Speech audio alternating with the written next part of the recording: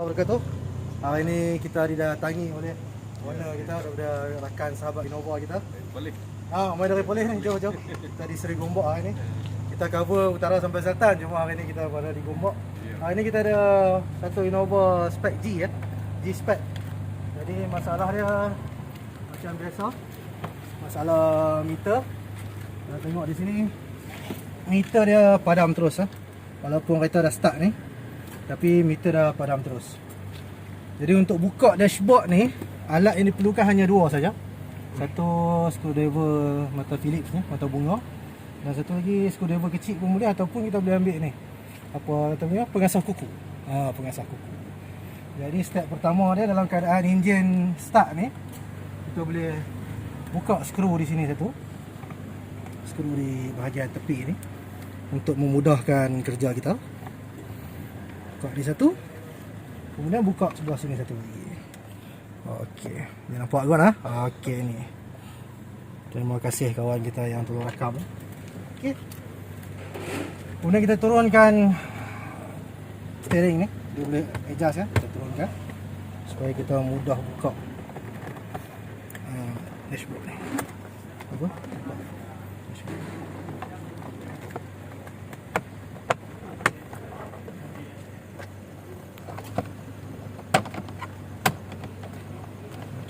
Biar dia buka ni tu. Kemudian di bawah ni ada satu lagi skru. Kita boleh pusing ya. Dia nampak keluar tu. Okey. Congkir dah keluar. Okey, ni satu lagi skru. Macam klik lah kat skru saya. Okey. Lepas tu kita boleh tutup enjin. Itu semua. Okey, dari sini kita boleh tarik dia punya tempat tutup dashboard. Tarik ya, tarik. Mudah. Kita keluarkan.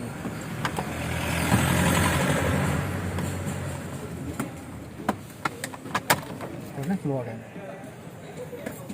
Okey, dashboard dah keluar ni. Steering dah duduk di bawah. Okey. Kita boleh keluarkan dashboard dan tutup cover untuk meter ni. Okey, sebelum kita tarik penuh, ada satu wire di belakang ni. Wire untuk adjust meter. Wire untuk adjust meter. Tak tahulah nampak tak nampak. Wire untuk adjust meter. Jadi kita hanya unplug wire tu. Unplug wire tu kita akan dapat ni. Ini klip. Okey, klip. Jadi ini sudah ready untuk ditarik. Just keluarkan saja. Kita hanya keluarkan saja. Okey. Kita punya cover dah sedia untuk keluar. Kemudian kita perlu buka 3 biji skru kat sini. Dekat meter ni ada 3 biji skru. 1, 2 di sini, di bawah ni, dan 3 di atas ni. 3 di atas ni. Okey. Buka ketiga-tiga skru. Buka ketiga-tiga skru.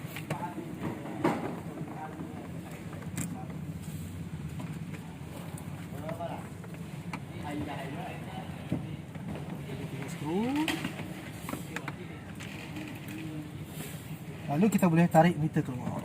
Tarik meter keluar. Ada 2 klik. Satu, klik di atas ni, cabut. Kedua, klik di belakang ni. Di belakang ni pun cabut. Hanya tekan dan cabut. Meter siap untuk diproses. Kita dah keluarkan meter Innova G-Spec. Innova ni ada 2 siri lah. Satu G-Spec, satu E-Spec. Ni model G-Spec. Kalau G-Spec, kita buka kod belakang. G-Spec lebih mudah kerja dia.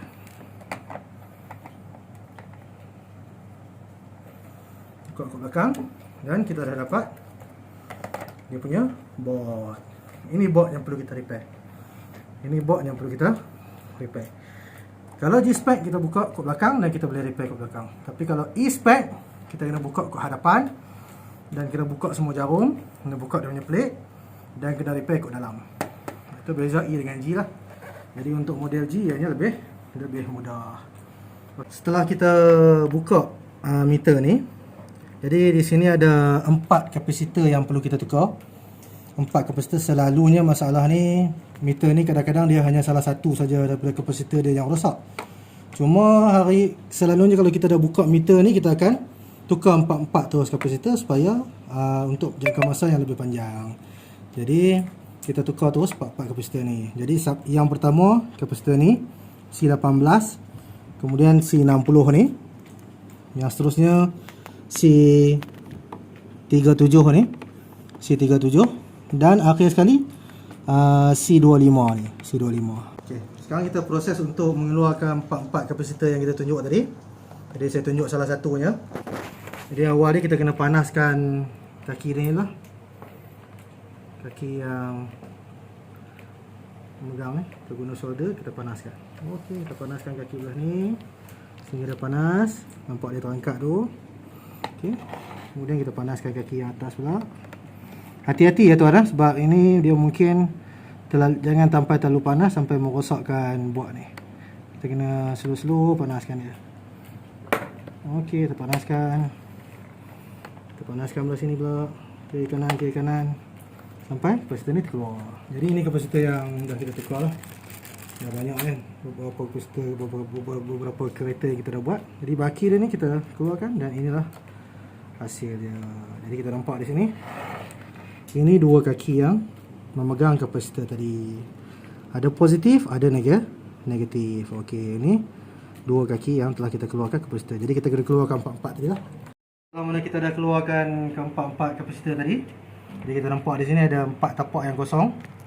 C18, C60 dah kosong, C37 dah kosong, kemudian C25 pun dah kosong. Jadi tapak-tapak yang ada ni kita solder dulu. Kita letak timah dulu supaya mudah proses terusnya.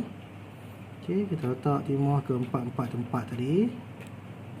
Hati-hati ya, jangan sampai board ni terbakar. Tak boleh terlalu lama kerana board ni sangat sensitif. Letak sikit je timah. Jangan sampai kaki yang memegang tu dia terkoyak. Nanti dia banyak dan susah kerja dia. Okey, kita letak sikit timah di ke-4-4 tempat kapasitor tadi.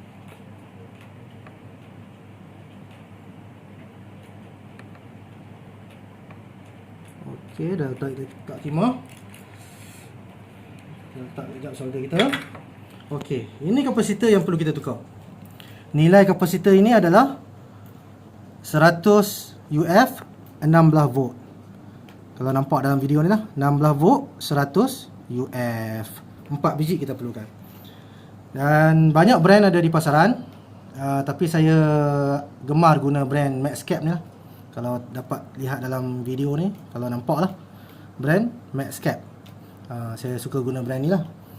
Sebab brand ni dia tak terlalu sensitif. Ada brand yang sensitif untuk positif dan negatif. Dia kena ikut terminal betul-betul, positif dan negatif. Jadi kalau kita tengok di kapasitor kita ni, yang ada line macam ni, ianya untuk terminal negatif. Yang tak ada line, kaki yang tak ada line maksudnya untuk positif. Kaki yang ada line putih macam ni maksudnya terminal negatif. Ada baiknya kalau kita beli kapasitor ni, kita uji dulu dengan multimeter. Kita tengok berapa UF, adakah bacaannya tepat ataupun tidak. Jadi kita pergi kat test kapasitor. Sekarang ni nilai nanofarad. Jadi kita letak dua kaki ni, adakah nilai mendapat nilai 100 UF. Okey, tengok di sini nilai dia 114 UF. 114 UF maksudnya kapasitor ni dalam keadaan elok. Ada baiknya kalau kita uji dulu sebelum kita pasang. Kan, walaupun di kedai selalunya barangnya elok kan, tapi kita uji dululah untuk langkah yang lebih baik. Okey. Lepas kita dah uji ke-4 kapasitor memberi nilai 100 UF kurang dan lebih. Lalu kita potong kaki dia. Kita potong kaki dia. Saya pakai kapit kuku je lah, walaupun boleh je potong pakai apa-apa pun.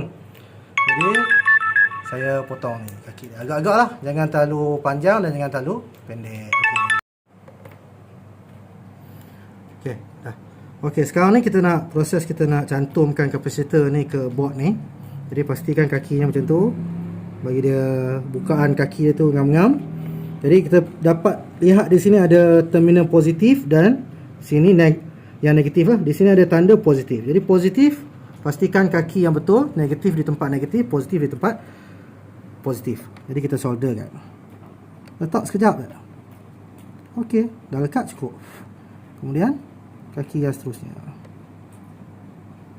Okey. Okey, ini proses pencantuman. Keempat-empat melalui proses yang sama. Ada sesetengah kapasitor yang perlu kita jaga positif dan negatif. Macam Maxcap ni, kalau tak jaga sangat pun tak apa. Sebab tu saya suka dengan brand Maxcap ni. Sebab kalau kita tersilap, andai kata kita tersilap, dianya masih berfungsi seperti biasa. Ada kes saya pernah dapat meter daripada kereta Innova juga. Saya pernah dapat. Katanya dia pernah repair meter. Dan meter dia berjalan seperti biasa. Namun setelah beberapa minggu meter dia kembali rosak. Lalu kita buka kembali dan kita tanya dan kita tengok dan kita lihat periksa, kita mendapati bahawa tukang repair tu mungkin tersilap, bukan sengaja mungkin tersilap meletakkan terminal pada kapasitor ni sehingga mana kapasitor ni rosak kembali. Kita tengok kalau boleh zoom dengan dekat sikit. Ni kapasitor yang pernah saya tukar dulu. Yang mana kapasitor ni dia salah terminal, menyebabkan kapasitor ni dia melembung. Bawah dia kalau kita perasan di bawah ni melembung, dia kembung, dia mengandung, dia membuncit. Ni kerana dia salah letak terminal. Jadi hati-hati ya untuk yang ingin tukar kapasitor tu. Kalau kapasitor yang brand biasa, pastikan terminal yang ditukar betul.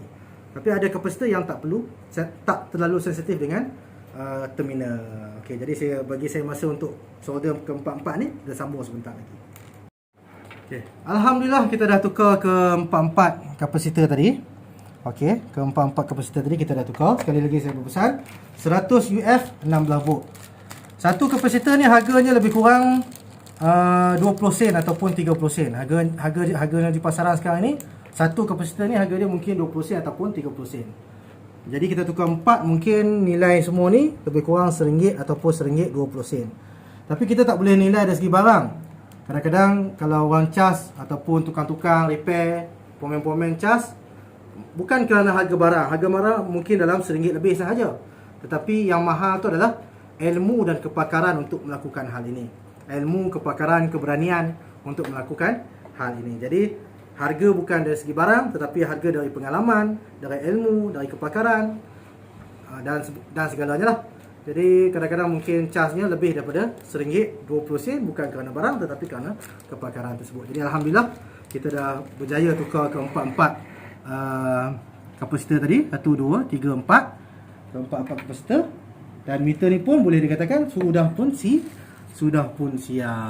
Jadi insya-Allah kita akan pasang balik semuanya dan kita akan pergi ke kereta untuk menyambung meter ini. Kita tengok sama ada dia hidup ataupun tidak. Okey. Kita dah siap meter ni, kita bawa ke kereta. Lalu kita try untuk test lah. Cuba sama ada meter ni berfungsi ataupun tidak. Jadi kita klik balik apa pin yang atas ni, soket yang atas ni. Okey, supaya bunyi plug. Dan soket yang belakang ni, soket yang besar ni ada di belakang ni. Kita pin. Sebelum kita pasang cover untuk dashboard meter ni, kita test dahulu sama ada ianya berfungsi ataupun tidak. Okey, untuk cover dia ada lock dia. Okey. Okey.